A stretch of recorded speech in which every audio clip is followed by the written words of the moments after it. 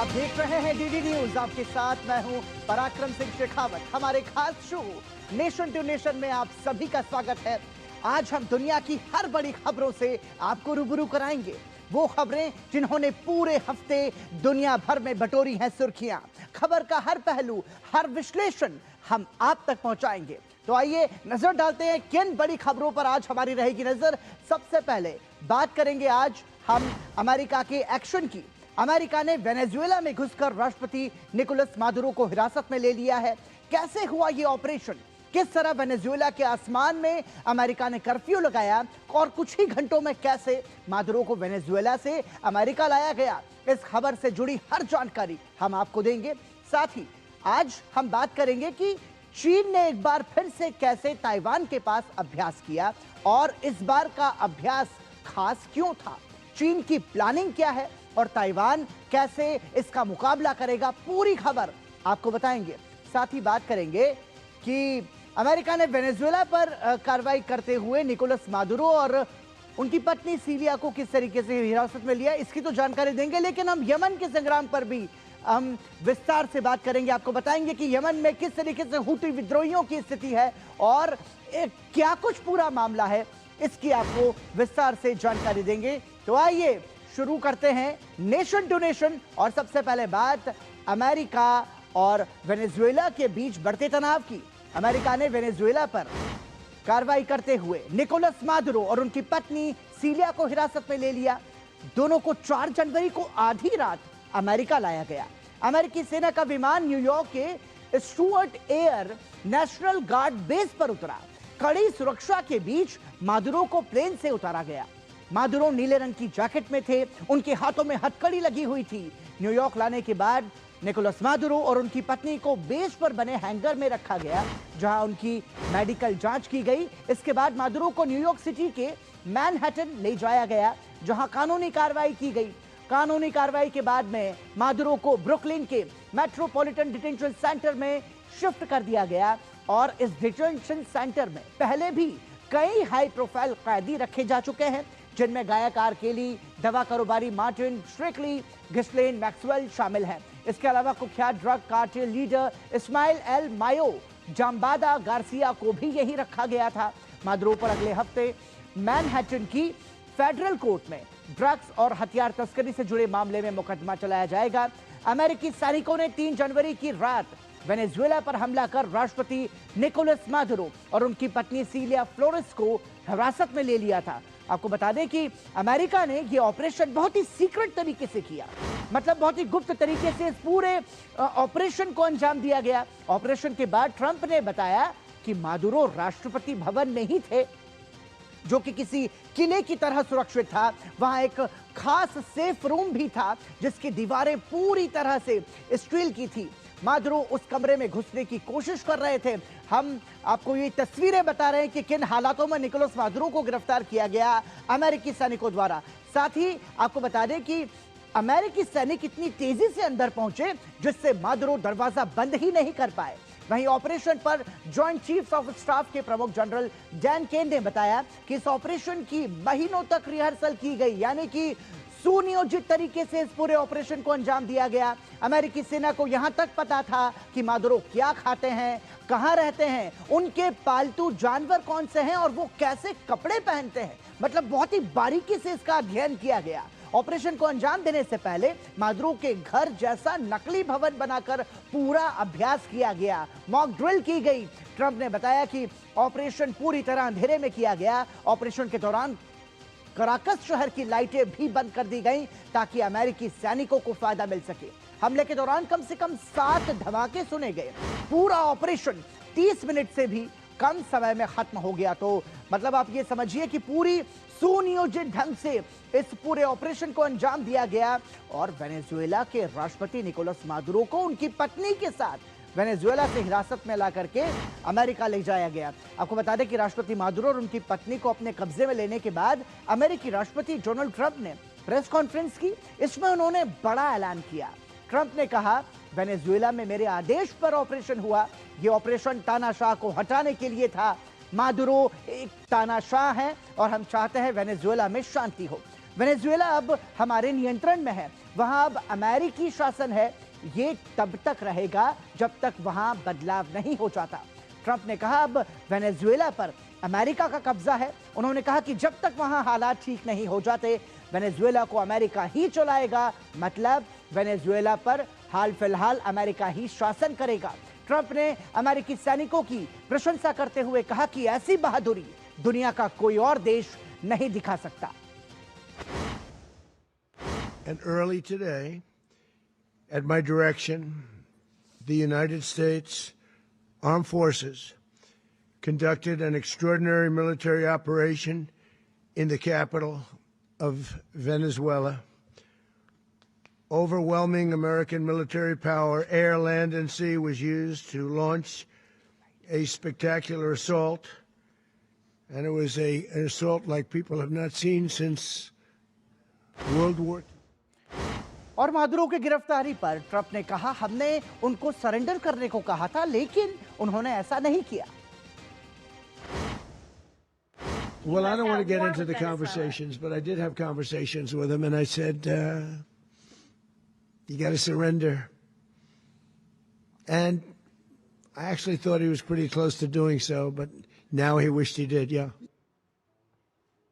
और आपको बता दें कि वेनेजुएला में घुसकर मादुरो को पकड़ना अमेरिका के लिए किसी बड़ी चुनौती से कम नहीं था। अमेरिकी सेना ने पूरी तैयारी के साथ इस ऑपरेशन को अंजाम दिया और इस दौरान सेना के बड़े अधिकारी और राष्ट्रपति ट्रंप खुद वॉर रूम में मौजूद थे, जहां से वो पल पल की अपडेट वो ले रहे थे। इन तस्वीरों में आप देख सकते हैं कि किस तरीके से ट्रंप ने ऑपरेशन के दौरान पूरी कार्रवाई पर नजर रखी। वॉर रूम से लगातार निगरानी करते रहे ट्रंप। ये तस्वीरें उस बात का सबूत है और ऑपरेशन पर ट्रंप की पूरी तरीके से नजर थी, मतलब किस तरीके से इस पूरी घटना को अंजाम दिया जा रहा है, किस तरीके से अमेरिकी सैनिक वेनेजुएला के राष्ट्रपति भवन में घुसते हैं और ट्रंप उसकी पूरी निगरानी रखते हैं, किस तरीके से उनको गिरफ्तार किया जाता है। एक प्रॉपर वॉर रूम ट्रंप ने बनवाया और पूरी नजर इस ऑपरेशन पर बहुत बारीकी से ट्रंप ने रखी। और जैसा कि हमने आपको बताया कि यह किसी चुनौती से कम नहीं था,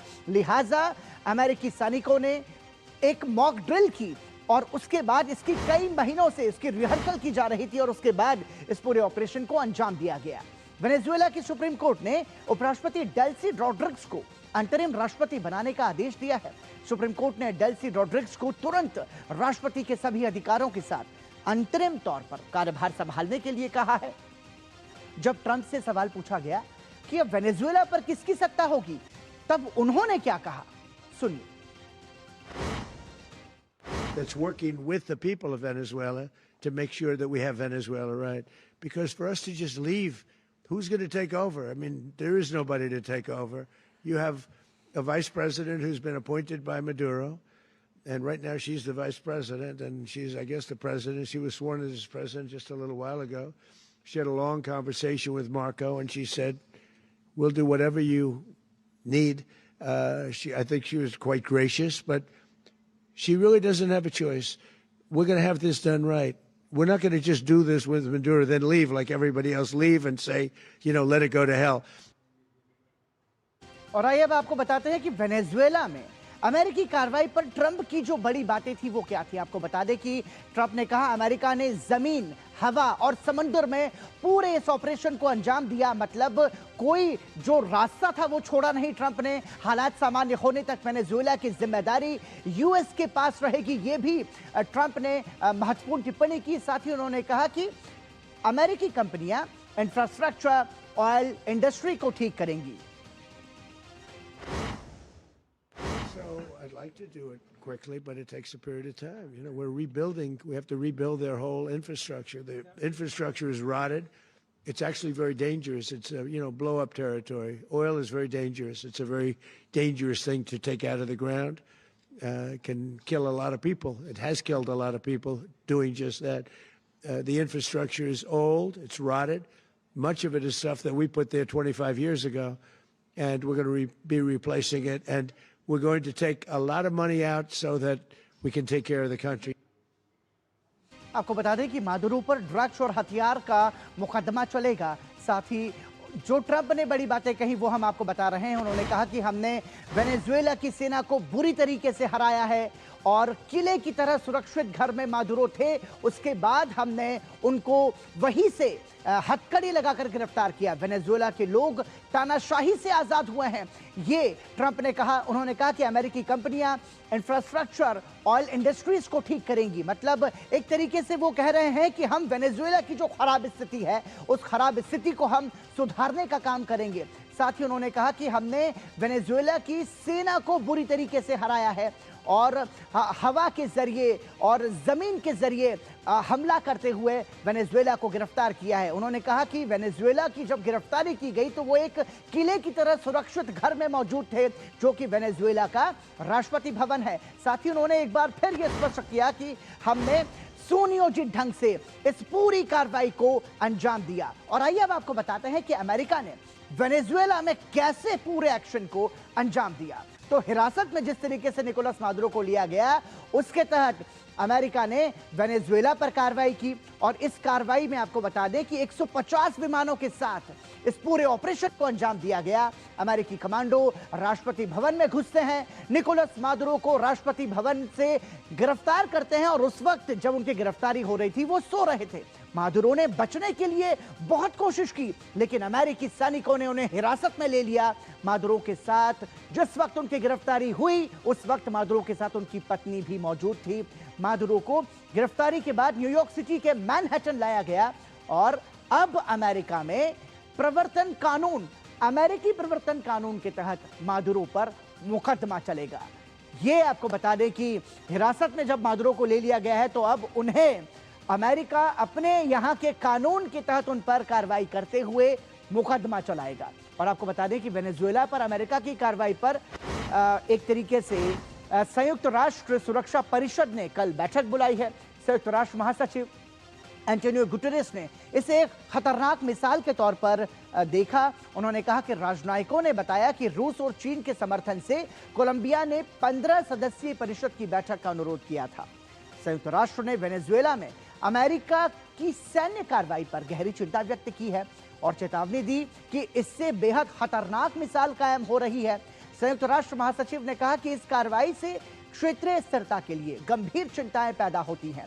इसके साथ ही उन्होंने इस बात पर भी जोर दिया कि दुनिया के देशों द्वारा अंतर्राष्ट्रीय कानून और संयुक्त राष्ट्र चार्टर का पूरी तरह से सम्मान किया जाना चाहिए। एंटोनियो गुटेरेस ने वेनेजुएला के सभी पक्षों से मानवाधिकारों और कानून के शासन के मुताबिक संवाद कायम करने की अपील की है। तो एक तरीके से फिलहाल आपको बता दें कि डिटेंशन सेंटर में मादुरो को रखा जाएगा और एक तरीके से अमेरिका ने जिस तरीके से वेनेजुएला पर हमला किया है तो संयुक्त राष्ट्र ने चिंता जताई है। और आइए रुक करते हैं अब अगली और महत्वपूर्ण खबर का। यूक्रेन के राष्ट्रपति वोलोदिमीर ज़ेलेंस्की ने वेनेजुएला में अमेरिकी कार्रवाई पर टिप्पणी करते हुए कहा कि अगर इस तरह से तानाशाहों से निपटना संभव हो तो अमेरिका जानता है कि आगे क्या करना है। ज़ेलेंस्की का यह बयान साफ तौर पर रूसी राष्ट्रपति पुतिन की ओर इशारा माना जा रहा है। तो ये आपको बता दें कि वेनेजुएला पर अमेरिका ने जिस तरीके से कार्रवाई की और वहां के राष्ट्रपति को गिरफ्तार किया, तो उसके बाद में दुनिया भर से अलग अलग देशों की प्रतिक्रियाएं आई हैं। यूक्रेन के साथ दुनिया के कई देशों ने वेनेजुएला पर अमेरिकी कार्रवाई पर अपनी प्रतिक्रियाएं दी हैं। किसने क्या कहा है, एक नजर डालते हैं। सबसे पहले बात करते हैं चीन की। चीन का कहना है कि किसी देश उसके राष्ट्रपति के खिलाफ ताकत का इस्तेमाल गलत है, यानी कि चीन ने अमेरिका की इस पूरी कार्रवाई को गलत बताया है। साथ ही ब्रिटेन ने भी अपनी प्रतिक्रिया दी है। ब्रिटेन का कहना है कि सभी देशों को अंतर्राष्ट्रीय कानून का पालन करना चाहिए, अंतर्राष्ट्रीय कानून का सम्मान करना चाहिए। वहीं रूस इस पूरे मामले पर कह रहा है कि इस कार्रवाई को सही ठहराने की जो वजहें बताई जा रही हैं वो वजह सही नहीं है, लिहाजा रूस ने भी अमेरिका के इस कदम की आलोचना की है, एक तरीके से सही नहीं माना है इस कदम को। बेलारूस ने कहा है कि यह कदम अंतर्राष्ट्रीय कानून के लिए एक बड़ा खतरा है, क्योंकि अंतर्राष्ट्रीय व्यवस्था जो है उसमें अंतर्राष्ट्रीय कानूनों का पालन किया जाना जरूरी है और ये उस लिहाज से खतरनाक है। क्यूबा जो है वो कह रहा है कि वेनेजुएला की जनता के खिलाफ ये स्टेट टेररिज्म है, जो कि गलत है। वहीं ईरान ने भी प्रतिक्रिया दी है। ईरान का कहना है कि देश की राष्ट्रीय संप्रभुता और क्षेत्रीय अखंडता का ये उल्लंघन है, यानी कि एक तरीके से वो भी अमेरिका को गलत ठहरा रहा है। और वहीं मैक्सिको का कहना है कि एक तरफा कार्रवाई को किसी भी स्थिति में स्वीकार नहीं किया जा सकता। और इस पर भारत ने भी प्रतिक्रिया दी है। भारत का कहना है कि हम वेनेजुएला के नागरिकों के हितों के साथ हैं और हम चाहते हैं कि शांतिपूर्ण तरीके से इसका समाधान सामने आए। और आइए अब आपको बताते हैं कि दुनिया में कहां-कहां अमेरिका ने अब तक कार्रवाई की है। तो आपको बता दें कि विदेशी जमीन पर जो अमेरिका ने कार्रवाई की है वो इसके जरिए हम आपको समझाने की कोशिश करते हैं। 2001 से 2021 के बीच अफगानिस्तान में तालिबान के खिलाफ एक्शन लिया अमेरिका ने।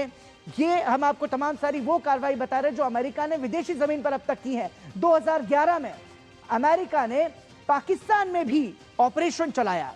ये 2011 की बात है, आपको बता दें एबटाबाद में ओसामा बिन लादेन को मारा था अमेरिका ने पाकिस्तान में घुसकर। और ये सभी चौंक गए थे क्योंकि बहुत बारीकी से अमेरिका ने इसका जो है अध्ययन किया था। 2011 में अमेरिका ने लीबिया में मोहम्मद गद्दाफी के खिलाफ भी ऑपरेशन चलाया और इस ऑपरेशन में अमेरिका ने अपने आप को पीछे रखा था, मतलब खुद को अमेरिका ने इस ऑपरेशन में पीछे रखा था। और इसके अलावा विदेशी जमीन की अमेरिकी कार्रवाई की बात करें तो 2014 में सीरिया में ISIS के खिलाफ अमेरिका ने एक बड़ा एक्शन लिया और वहां पर हमले किए थे ISIS के आतंकियों को रोकने के लिए। साथ ही 2025 में ईरान के न्यूक्लियर फैसिलिटी पर एयर अटैक भी अमेरिका ने किया था। और अब 2026 में यानी कि साल की शुरुआत में ही अमेरिका ने वेनेजुएला में निकोलस मादुरो के खिलाफ कार्रवाई करते हुए हथकड़ी उनके हाथों में पहनाकर और उन्हें वेनेजुएला से अमेरिका वो लेके आ गए और उनकी पत्नी को भी, और अब उन पर मुकदमा चलाया जाएगा। और आइए अब रुक करते हैं अमेरिका से ही जुड़ी हुई अगली खबर का।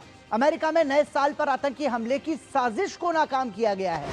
FBI ने एक युवक को गिरफ्तार किया है। FBI के अनुसार युवक ISIS से प्रभावित है और बड़े हमले की तैयारी कर रहा था। आपको बता दें कि FBI के अनुसार नए साल पर हमले की साजिश थी जिसे अब नाकाम कर दिया गया। आरोपी युवक नॉर्थ कैरोलिना का रहने वाला है।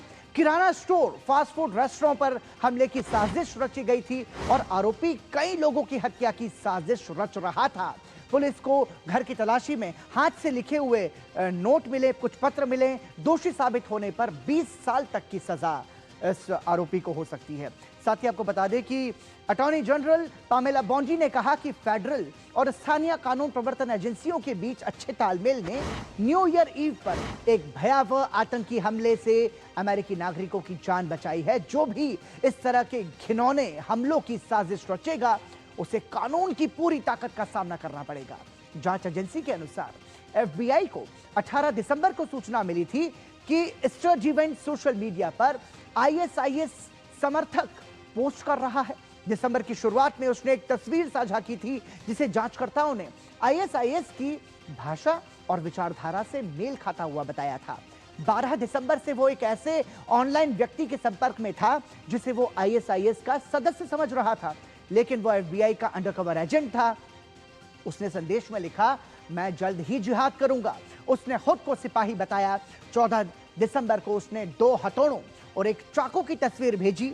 19 दिसंबर को उसने ISIS के प्रति अपनी वफादारी की शपथ का एक वॉइस मैसेज भी भेजा। बाद में उसने नॉर्थ कैरोलिना के एक खास किराना स्टोर को निशाना बनाने की बात कही और हमले के लिए हथियार खरीदने की योजना भी बताई। 29 दिसंबर को उसके घर की तलाशी में हाथ से लिखे नोट्स मिले। इनमें एक नोट का शीर्षक था न्यू ईयर अटैक 2026। इसमें मास्क, वेस्ट, टेक्निकल ग्लव्स और चाकुओं की सूची थी। फिलहाल क्रिश्चियन स्टर्जीवेंट फेडरल हिरासत में है। दोषी साबित होने पर उसे 20 साल तक की सजा हो सकती है। तो ये महत्वपूर्ण है और हम इसे समझ सकते हैं कि अमेरिका की जो खुफिया एजेंसी हैं वो कितनी ज्यादा सतर्क हैं और ये इसी सतर्कता की वजह से अमेरिका ने बड़े आतंकी हमले को रोक दिया। और इसी के साथ यहां रुक रहे हैं, छोटे से ब्रेक के लिए तुरंत लौट रहे हैं, बने रहिए हमारे साथ।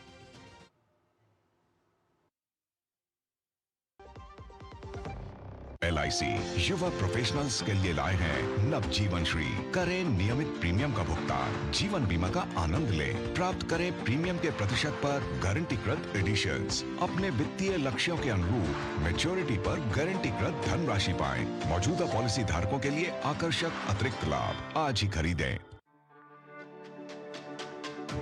मेरी पसंद, मेरी पसंद, मेरी पसंद, मेरी पसंद, हमारी पसंद, हम सबकी पसंद। मजबूत देश का मजबूत सरिया हो गया स्टील। आप देख रहे हैं नेशन टू नेशन और आइए अब बात करते हैं चीन ताइवान विवाद की। चीन ने ताइवान पर अपने दावे को एक बार फिर से दोहराया है। राष्ट्रपति शी जिनपिंग ने नए साल के संबोधन पर कहा कि दोनों तरफ रहने वाले चीन के लोग खून और बंधुत्व के अटूट बंधन से जुड़े हैं।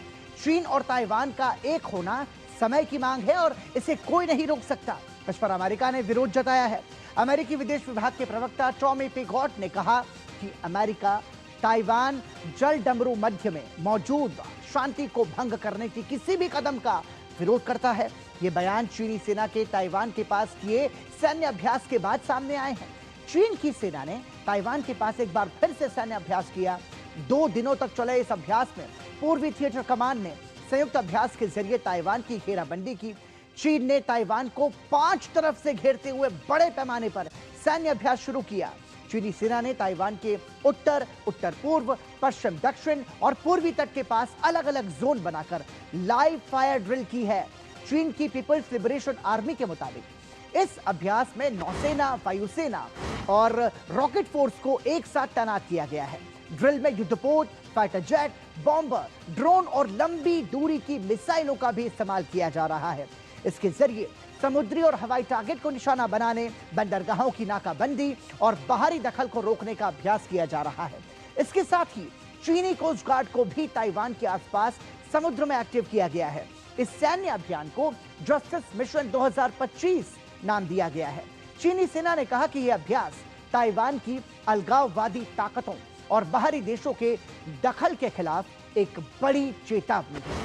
तो एक तरीके से हम कह सकते हैं कि जो चीन ने ताइवान के ऊपर जो एक तरीके से अपना इलाका मानता है, उसको अपने आधिपत्य की बात मानता है, लेकिन इस पर अमेरिका ने कहा है कि यह गलत है। चीन का यह अभ्यास ताइवान के बेहद करीब हुआ और इसके जरिए आपको बता दें कि चीन ने सेना के सभी अंगों के साथ हमला करने का अभ्यास किया। मतलब आइए आपको अब मैप के जरिए जरा समझाते हैं। देखिए, ये ताइवान है जो कि येलो कलर में है, पूरा ये ताइवान है और इस ताइवान पर ये चीनी नेवल फ्लीट ये चारों तरफ से एक तरीके से ताइवान को उन्होंने घेरने की कोशिश की है। मतलब आप ऐसे समझिए कि पूरी तरीके से चीन कोई मौका नहीं दे रहा है ताइवान को अपने आप से बचने के लिए।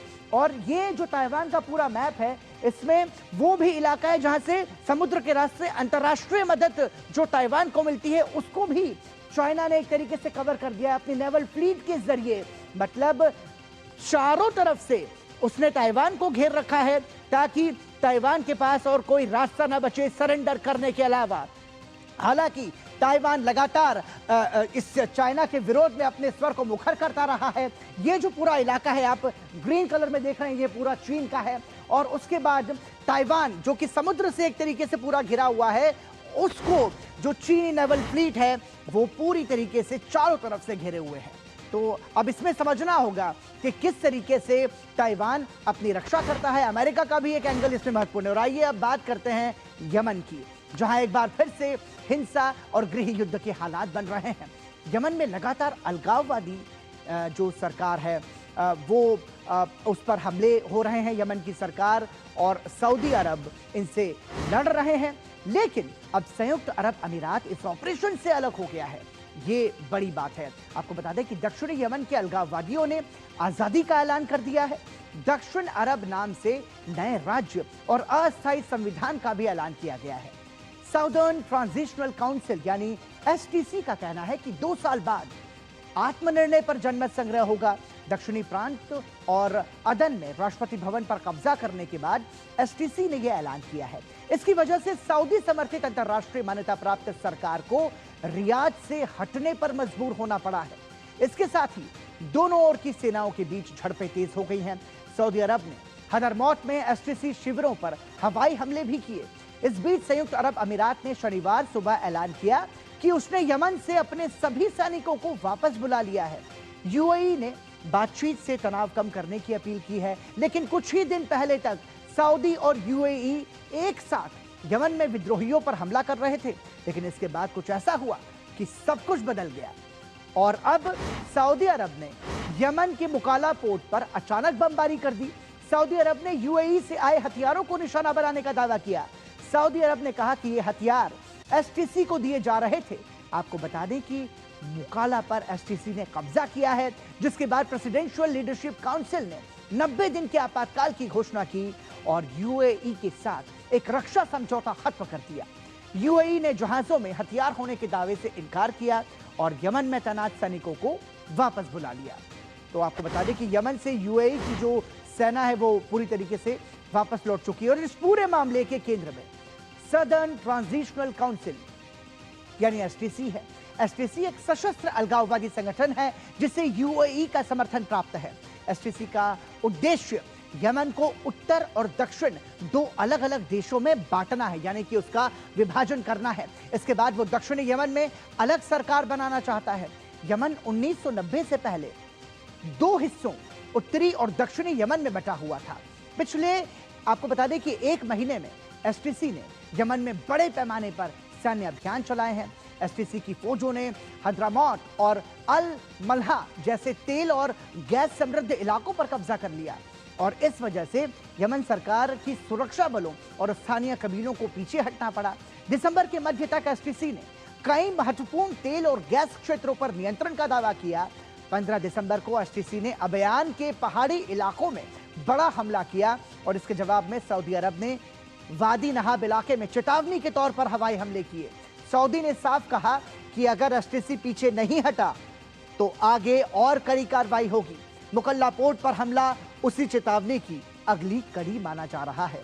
आपको बता दें कि यूएई ने सऊदी अरब के आरोपों से इनकार किया है। उसका कहना है कि जहाजों में हथियार नहीं, सैन्य वाहन थे और यूएई के सैनिकों के लिए ये सभी सैन्य वाहन थे जो कि यमन में तैनात थे। तो आपको बता दें कि हूती विद्रोहियों से सऊदी अरब और यूएई मिलकर लड़ रहे थे।